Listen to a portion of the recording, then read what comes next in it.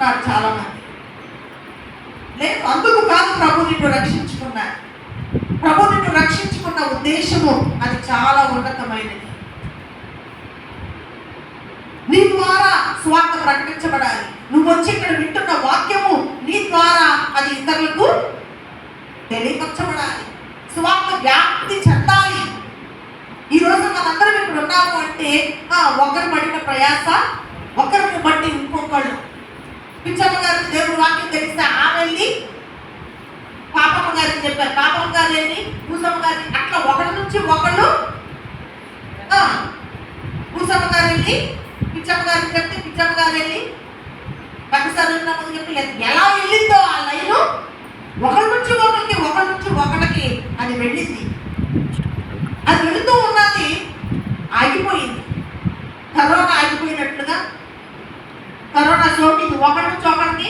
ఎంత దూరంగా ఉన్నా, ఎంత జాగ్రత్తగా ఉన్నా, ఎంత మాస్కులు పెట్టుకున్నా, మాస్క్ మీద మాస్క్ పెట్టుకున్నా, చేతులు ఎక్కడా పెట్టకుండా ఉన్నా వచ్చేవాడికి వస్తానే ఉంది, అది సోకుతానే ఉంది. ఆ ఉజ్జీవము ఈ దినాలలో విశ్వాసంలో కనిపించడం ఆగిపోయింది. కరోనా ఆగిపోయినట్లుగా ఆగిపోయింది. కానీ సంఘములో దేవుని యొక్క అగ్ని ఆరిపోవడానికి వీలు లేదు. ఎలా ఆరిపోయింది అంటే మన వల్లే ఆగిపోతుంది. అది నిత్యము రగిలించబడాలి.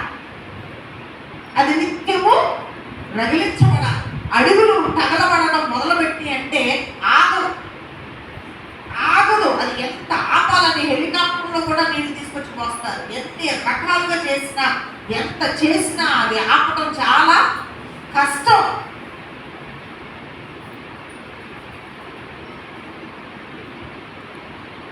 దేవుని యొక్క సువార్త మన ద్వారా వ్యాప్తి చెందుతుందా? ఆత్మజాలని అగ్ని జ్వాలలాగా మన యొక్క ఆత్మ, దేవుని యొక్క ఆత్మ ఈ దినాల్లో మనం చూస్తున్నామా? ఎప్పుడు కూడా కష్టాలకి భయపడకూడదు. దేవుని ఎరిగిన మనము కొంచెం నేను పడితే కొంచెం కష్టపడతాను, కానీ దేవుడి కార్యం నా ద్వారా జరగాలి అని అనుకోవాలి. ఆ త్యాగం లేకుండా, ఆ ధైర్యం లేకుండా, ఆ యొక్క రోషము మనకి లేకపోతే దేవుని యొక్క ఆత్మ చల్లారిపోతుంది. వీళ్ళు అక్కడికి వెళ్ళొద్దు అని చెప్పి దేవుని యొక్క ఆత్మ వాళ్ళని గద్దించి వేరే చోటకి వాళ్ళని పంపించినప్పుడు అక్కడ మరి లూదియా రక్షించబడింది. ఆ తర్వాత వాళ్ళు ప్రార్థన చేసుకోవడానికి వెళ్తా ఉంటే అక్కడ చూడండి 16వ వచనం నుంచి, మేము ప్రార్థనా స్థలంలోకి వెళ్తుండగా దెయ్యం పట్టిన అమ్మాయి సోది చెప్పుటి చేత తన యజమానులకు బహు లాభము సంపాదించుతున్నది. ఒక చిన్న ఆమె ఎదురుగా వచ్చింది. వాళ్ళకి వచ్చినప్పుడు ఆమె పౌలును మమ్మను వెంబడించి, ఈ మనుషులు సర్వోన్నతుడైన దేవుని దాసులు, వీరు మీకు రక్షణ మార్గం ప్రచురించువారై ఉన్నారని. దెయ్యం పట్టినా కూడా పౌలు ఎవరో గ్రహించింది. దెయ్యాలు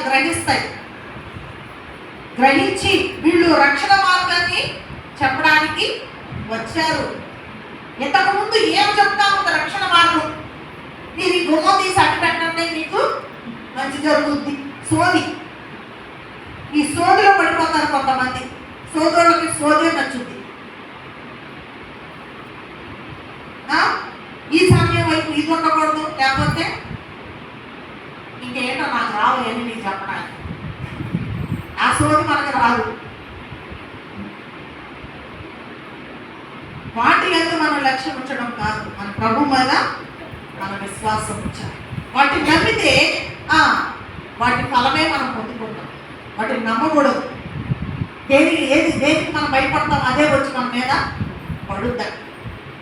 భయపడడానికి కొరకు కాదు, ప్రభు మనల్ని ఏర్పాటు చేసుకున్నాం.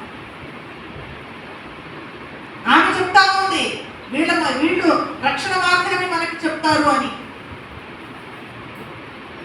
అరే భలే చెప్తుంది ఏమా మన గురించి అని అనుకున్నారా? అది దురాత్మని వాళ్ళు పౌలు గ్రహించి ఆమెను గద్దించినప్పుడు ఆ దురాత్మ ఆమెను విడిచి వెళ్ళిపోయింది. ఇక ఎప్పుడైతే దురాత్మ విడిచి వెళ్ళిపోయిందో ఇక ఈ సోది చెప్పడం రావట్లేదేమిటి?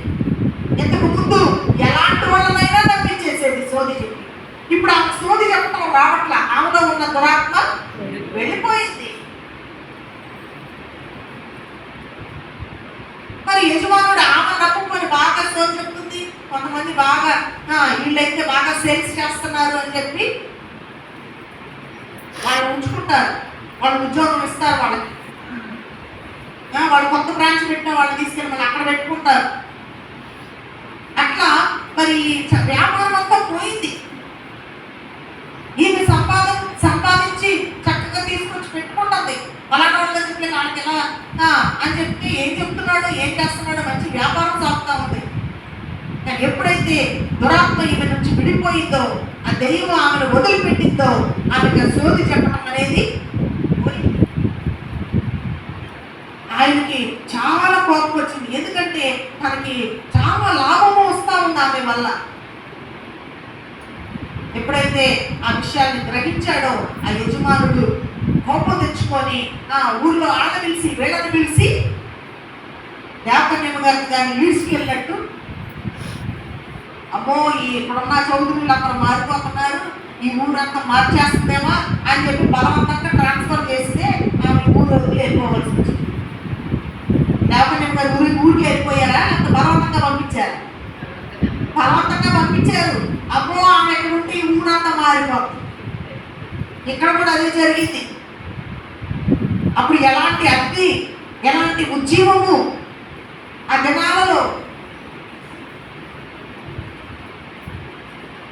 అప్పుడు అనుకున్న మాటకి ఇప్పుడు గిట్టగా ఉంది. సంఘం ఎలా ఉంది, అప్పుడు మనుషులే ఇప్పుడు కనబడుతున్నారు కానీ ఇక మళ్ళీ లేదు.